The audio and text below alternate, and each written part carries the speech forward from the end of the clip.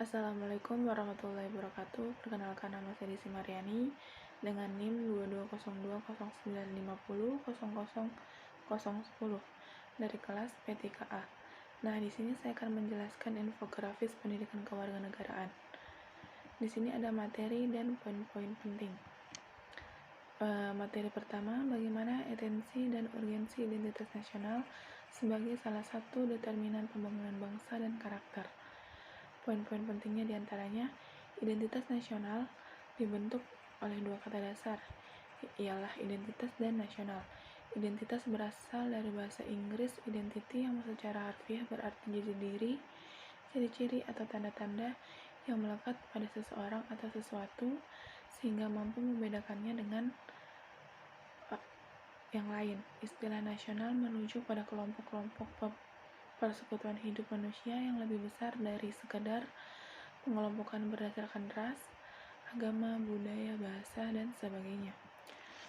Poin berikutnya, identitas nasional sebagai identitas bersama suatu bangsa dapat dibentuk oleh beberapa faktor yang meliputi primordial, sakral, tokoh Bhinneka Tunggal Ika, sejarah, pengembangan ekonomi, dan kelembagaan. Poin berikutnya, identitas nasional sangat penting bagi bangsa Indonesia karena yang pertama, bangsa Indonesia dapat dibedakan sekaligus dikenal oleh bangsa lain. Yang kedua, identitas nasional bagi seluruh bangsa sangat penting bagi kelangsungan hidup bangsa tersebut karena mempersatukan negara atau bangsa. Yang ketiga, identitas nasional penting bagi kewibawaan negara dan bangsa Indonesia sebagai ciri khas bangsa Indonesia. Nah, untuk materi kedua, bagaimana urgensi integrasi nasional sebagai salah satu parameter persatuan dan kesatuan bangsa. Poin-poin pentingnya diantaranya, integrasi nasional berasal dari kata integrasi dan nasional. Integrasi artinya memberi tempat dalam suatu keseluruhan. Dalam Kamus Besar Bahasa Indonesia, integrasi berarti pembaruan sehingga menjadi kesatuan yang bulat dan utuh. Kata nasional berasal dari kata nation atau dalam bahasa Inggris yang berarti bangsa sebagai persekutuan hidup manusia.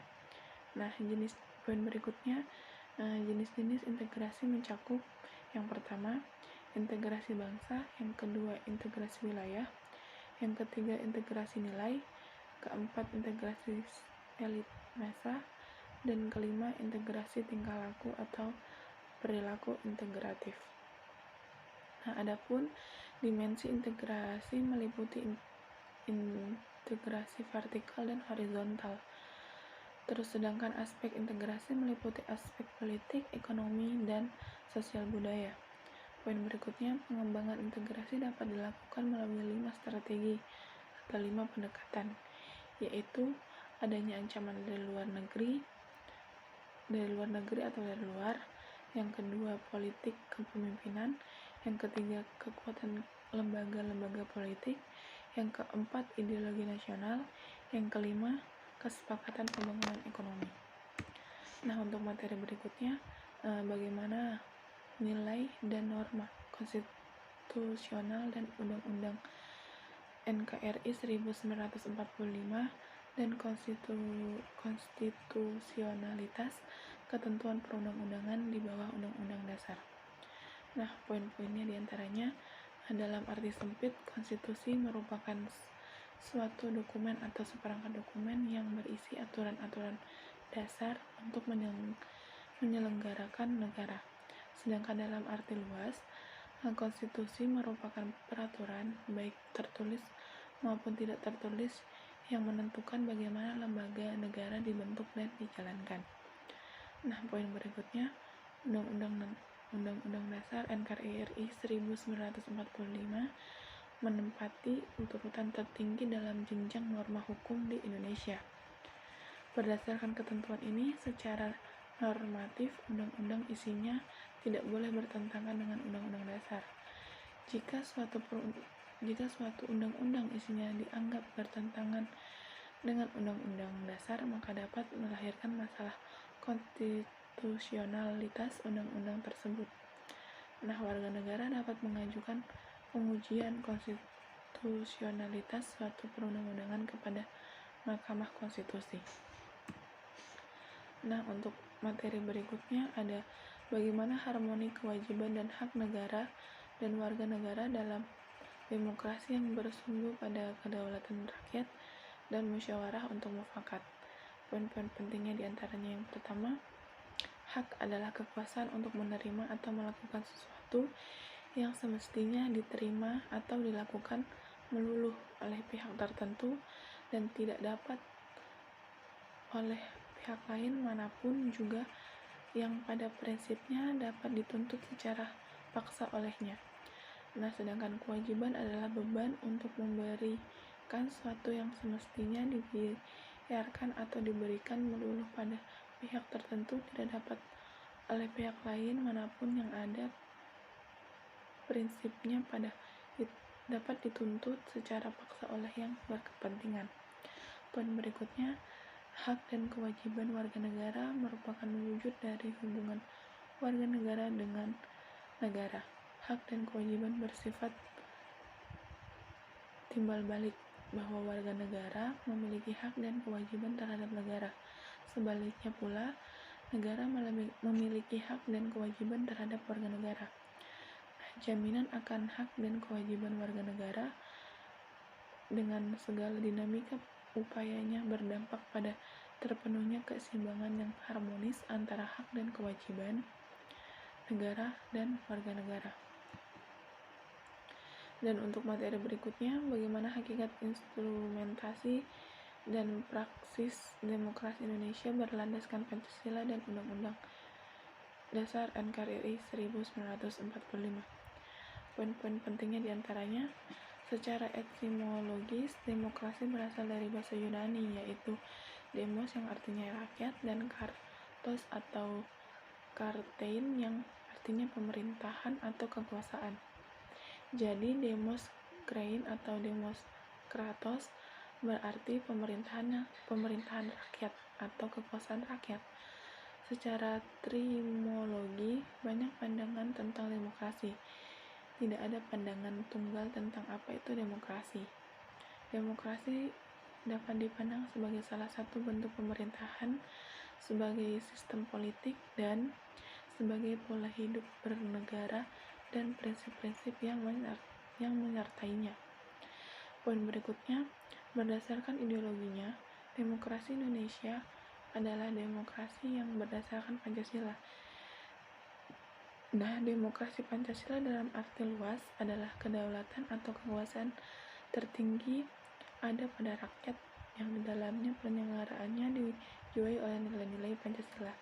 Nah, demokrasi Pancasila dalam artian sempit adalah kedaulatan rakyat yang dilaksanakan menurut hikmah kebijaksanaan dalam permusyawaratan perwakilan. Demokrasi Indonesia adalah demokrasi konstitusional selain karena dirumuskan nilai dan normanya dalam Undang-Undang Dasar 1945, Konstitusi Indonesia yang bersifat membatasi kekuasaan pemerintah dan menjamin hak-hak dasar warga negara.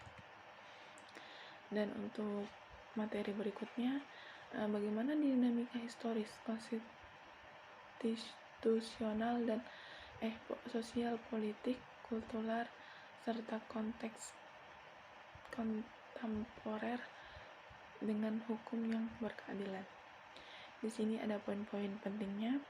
Negara merupakan organisasi kelompok masyarakat tertinggi karena mempunyai wewenang untuk mengatur dan mengendalikan masyarakat, bahkan memaksa secara sah untuk kepentingan umum yang lebih tinggi demi tegaknya hukum. Negara pun dipandang sebagai subjek hukum yang mempunyai kedaulatan yang tidak dapat dilampaui oleh negara manapun. Yang poin berikutnya, ada 4 fungsi negara yang dianut oleh negara-negara di dunia, ialah melaksanakan ketertiban dan keamanan, mengusahakan kesejahteraan dan kemakmuran rakyatnya, pertahanan dan menegakkan keadilan. Poin berikutnya, untuk menyelesaikan perkara-perkara yang terjadi di masyarakat secara adil, maka para aparatur hukum harus menegakkan hukum dengan sebaik-baiknya. Penegakan hukum bertujuan untuk meningkatkan ketertiban dan kepastian hukum dalam masyarakat, sehingga masyarakat merasa memperoleh pengayoman dan hak-haknya terlindungi. Dalam penegakan hukum terdapat 3 unsur yang harus diperhatikan, yaitu kepastian hukum, kemanfaatan, dan keadilan.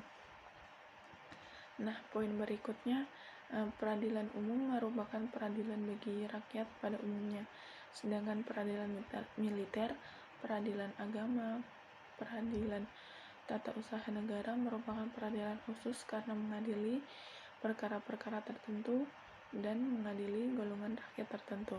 Keempat, lingkungan peradilan tersebut masing-masing mempunyai lingkungan wewenang mengadili perkara tertentu serta meliputi badan peradilan secara bertingkat, yaitu pengadilan tingkat pertama, tingkat banding, dan tingkat kasasi.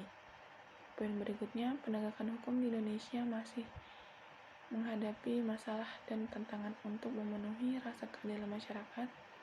Penegakan hukum sangat penting diupayakan secara terus-menerus untuk meningkatkan ketertiban dan kepastian hukum dalam masyarakat, sehingga masyarakat merasa memperoleh perlindungan dan hak-hak dan kewajibannya. Oke, cukup sekian, terima kasih. Kurang lebihnya dari saya mohon maaf. Wabillahi taufiq wal hidayah. Wassalamualaikum warahmatullahi wabarakatuh.